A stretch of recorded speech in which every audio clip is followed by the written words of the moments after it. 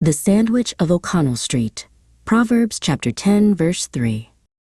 Dublin was colder than usual that March. Gray clouds hung low over the city, and the biting wind rushed down O'Connell Street like it had a purpose. The cost of living had soared, rents were crazy high, and the queues at the food bank wrapped around the block. Amid it all lived Betsy Byrne, a quiet, middle-aged woman who worked part-time at a charity shop on Abbey Street.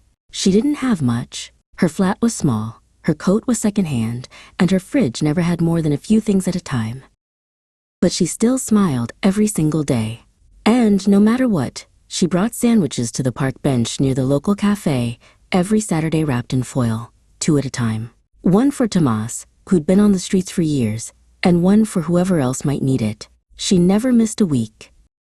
"I don't know how she does it," muttered Susan from the cafe across the street, watching through the window. "She barely eats herself." "She's a righteous soul, that Betsy," replied the barista, "but kindness doesn't pay the bills." Across town in a glass-walled office, Daniel Carney sipped a $7 coffee. As the CEO of a booming food delivery startup, he had wealth, influence, and more passwords than prayers. He saw the headline, "The drought results in record high hunger rates in Dublin." He rolled his eyes. People just need to work harder. Though his company had thrown out enough food that week to feed a village, Daniel never thought twice.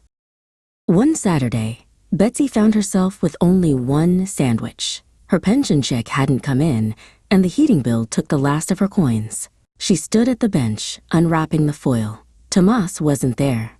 Just a new lad, young, scared, with eyes like rain. She handed him the sandwich without hesitation.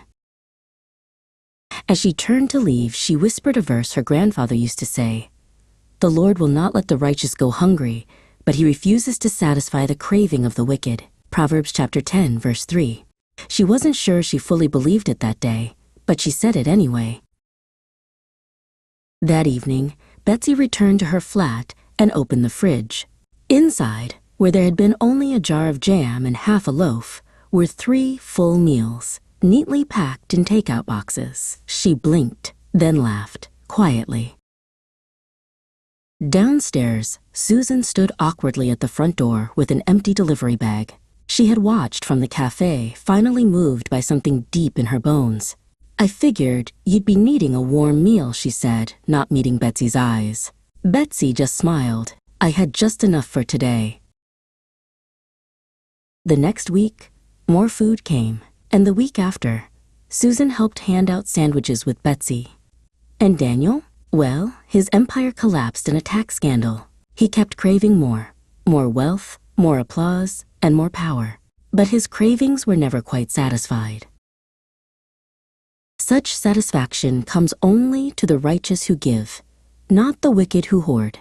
Just as the old adage observes, "The Lord will not let the righteous go hungry, but he refuses to satisfy the craving of the wicked."